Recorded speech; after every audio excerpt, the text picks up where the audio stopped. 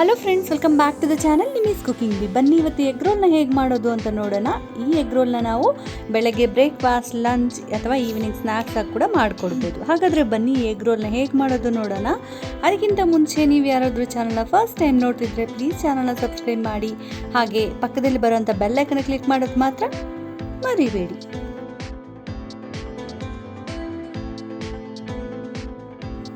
Egg roll ಮಾಡ್ಕೊಳ್ಳೋಕ್ಕೆ ಮೊದಲನೇದಾಗಿ 1 ಕಪ್ಪಷ್ಟು ಮೈದಾ ಹಿಟ್ಟು ತೊಗೊತಿದ್ದೀನಿ. ರುಚಿಗೆ ತಕ್ಕಷ್ಟು ಸಾಲ್ಟ್, ಹಾಗೆ 1 ಟೀ ಸ್ಪೂನ್ ಆಗೋಷ್ಟು ಸಕ್ಕರೆನ ಹಾಕಿ ಚೆನ್ನಾಗಿ ರೀತಿ ಮಿಕ್ಸ್ ಮಾಡ್ಕೊಳ್ಳಿ. ಇದಕ್ಕೇ 1-2 ಟೀ ಸ್ಪೂನ್ ಆಗೋಷ್ಟು ತುಪ್ಪನ ಹಾಕಿ ಮಿಕ್ಸ್ ಮಾಡ್ಕೊಳ್ಳಿ. ನೀವು ಎಣ್ಣೆ ಕೂಡ ಯೂಸ್ ಮಾಡ್ಬೋದು. ಮೈದಾ ಹಿಟ್ಟು ಬದಲಾಗಿ ನೀವು ಗೋಧಿ ಹಿಟ್ಟನ್ನು ಕೂಡ ಯೂಸ್ ಮಾಡ್ಬೋದು. ಸೊ ಚೆನ್ನಾಗಿ ಒಂದ್ಸರಿ ಮಿಕ್ಸ್ ಮಾಡಾದಮೇಲೆ ಒಂದು ಚೂರು ನೀರು ಹಾಕ್ಕೊಂಡು ನಾವು ಚಪಾತಿ ಹಿಟ್ಟನ್ನ ಯಾವ ರೀತಿ ಮಾಡ್ಕೊತೀವೋ ಅದೇ ರೀತಿ ಲಟ್ಸ್ಕೊಂಡು ಇದನ್ನು ಈ ರೀತಿ ಚೆನ್ನಾಗಿ ಒಂದ್ಸರಿ ನಾದ್ಕೋಬೇಕು. ನೋಡ್ತಿದ್ರಲ್ಲ, 1-2 ನಿಮಿಷ ಆದರೂ ನೀವು ಈ ರೀತಿ ಚೆನ್ನಾಗಿ ನಾದ್ಕೋಬೇಕು. ಸೊ ಅವಾಗ ನಿಮಗೆ ನಾವು ಚಪಾತಿ ಮಾಡ್ಕೋಬೇಕಾದ್ರೆ ತುಂಬ ಸಾಫ್ಟಾಗಿ ಮೇಲೆ ಕ್ರಿಸ್ಪಿಯಾಗಿ ತುಂಬ ಚೆನ್ನಾಗಾಗುತ್ತೆ. ಸೊ ಈ ರೀತಿ ಮಿಕ್ಸ್ ಮಾಡಿ 1 ಟೀ ಸ್ಪೂನ್ ಅಷ್ಟು ಎಣ್ಣೆ ಹಾಕಿ ಇದನ್ನು ಒಂದು 20 ನಿಮಿಷ ನೆನೆಯಾಗಿ ಬಿಟ್ಬಿಡೋಣ. ಸೊ ಇವಾಗ ನಾವು ಸ್ಟಫಿಂಗ್ ಮಾಡ್ಕೊಳ್ಳೋಣ. ಅದಕ್ಕೆ 1 ಈರುಳ್ಳಿ, 1 ಕ್ಯಾಪ್ಸಿಕಮ್ನ ಈ ರೀತಿ ಸಣ್ಣಕ್ಕೆ ಉದ್ದುದ್ದಕ್ಕೆ ಕಟ್ ಮಾಡಿ ಹಾಕ್ಕೊತಿದ್ದೀನಿ. ಹಾಗೆ ಒಂದು ಹಸಿಮೆಣಸಿನ್ಕಾಯಿ, ಹಾಗೆ ಒಂದು ಅರ್ಧ ಚಕ್ಕೆಯಷ್ಟು ನಿಂಬೆಹಣ್ಣು ರಸ ಹಾಕ್ಕೊತಿದ್ದೀನಿ. ಹಾಗೆ ರುಚಿಗೆ ತಕ್ಕಷ್ಟು ಉಪ್ಪು, 1/2 ಟೀ ಸ್ಪೂನಷ್ಟು ಚಿಲ್ಲಿ ಪೌಡರ್, ಹಾಗೆ ಜೀರಿಗೆ ಪುಡಿ ಅರ್ಧ ಟೀ ಸ್ಪೂನಷ್ಟು, 1/4 ಚಮಚದಷ್ಟು ಚಾಟ್ ಮಸಾಲನ್ನು ಕೂಡ ಹಾಕ್ಕೊಂಡು ಚೆನ್ನಾಗಿ ಈ ರೀತಿ ಮಿಕ್ಸ್ ಮಾಡಿ ಸ್ವಲ್ಪ ಕೊತ್ತಂಬರಿ ಸೊಪ್ಪನ್ನು ಕೂಡ ಸೇರಿಸ್ಕೊಂಡು ಸೈಡ್ಗೆ ಇಟ್ಕೊಳ್ಳೋಣ. ಇವಾಗ ಒಂದು ಬೌಲಲ್ಲಿ 4 ಮೊಟ್ಟೆನ ತೊಗೊತಿದ್ದೀನಿ. ಅದಾದಮೇಲೆ ಸ್ವಲ್ಪ ಪೆಪ್ಪರ್ ಪೌಡರ್, ಸ್ವಲ್ಪ ಸಾಲ್ಟ್ ಹಾಕ್ಕೊಂಡು ಚೆನ್ನಾಗಿ ಈ ರೀತಿ ಮಿಕ್ಸ್ ಮಾಡ್ಕೊಳ್ಳಿ. ಸೊ ಇವಾಗ 20 ನಿಮಿಷ ಆದಮೇಲೆ ನೋಡ್ತಿದ್ದೀರಲ್ಲ, ಹಿಟ್ಟು ಈ ರೀತಿ ಆಗಿದೆ. ಚೆನ್ನಾಗಿ ಒಂದ್ಸರಿ ನಾದ್ಕೊಂಡು ನಿಮ್ಗೆ ಯಾವ ಸೈಜಲ್ಲಿ ಚಪಾತಿ ಬೇಕೋ ಆ ಸೈಜಲ್ಲಿ ನೀವು ಮಾಡ್ಕೊಳ್ಳಿ. ಸೊ ನಾನಿಲ್ಲಿ ಮಾಡಿರೋಂಥ ಹಿಟ್ಟಲ್ಲಿ 2 ಉದ್ದಕ್ಕೆ ಮಾಡ್ಕೊತಿದ್ದೀನಿ, ಅಂದರೆ ಸ್ವಲ್ಪ ದೊಡ್ಡದಾಗೆ ಮಾಡ್ಕೊತಿದ್ದೀನಿ. ನೋಡ್ತಿದ್ರಲ್ಲ ಈ ರೀತಿ. ಸೊ ಇದನ್ನು ಇವಾಗ ಸ್ವಲ್ಪ ಎಣ್ಣೆ ಹಾಕ್ಕೊಂಡು ಫೋಲ್ಡ್ ಮಾಡ್ಕೊಳ್ಳೋಣ. ಈ ಫೋಲ್ಡಿಂಗ್ ಮಾಡೋದ್ರಿಂದ ನಿಮಗೆ ಲೇಯರ್ಸ್ ಚೆನ್ನಾಗಿರುತ್ತೆ. ಸೊ ಈ ರೀತಿ ಕಟ್ ಮಾಡಿ ರೋಲ್ ಮಾಡ್ಕೊಳ್ಳಿ. ಸೊ ಇವಾಗ ಇದನ್ನು ನೋಡ್ತಿದ್ದೀರಲ್ಲ, ಈ ರೀತಿ ಮೇಲೆಯಿಂದ ಕೆಳಗಡೆಯಿಂದ ಪ್ರೆಸ್ ಮಾಡಿದ್ರೆ ನೋಡ್ತಿದ್ದೀರಲ್ಲ ಈ ರೀತಿ ಆಗುತ್ತೆ.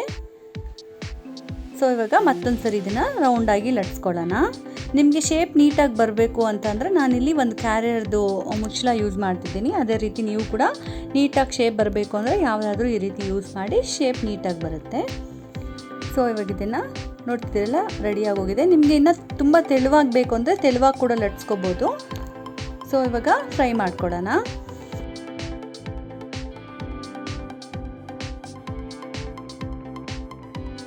ನಾವು ಚಪಾತಿನ ಹೇಗೆ ಮಾಡ್ಕೊತೀವಿ ಅದೇ ರೀತಿ ಮಾಡ್ಕೋಬೇಕು.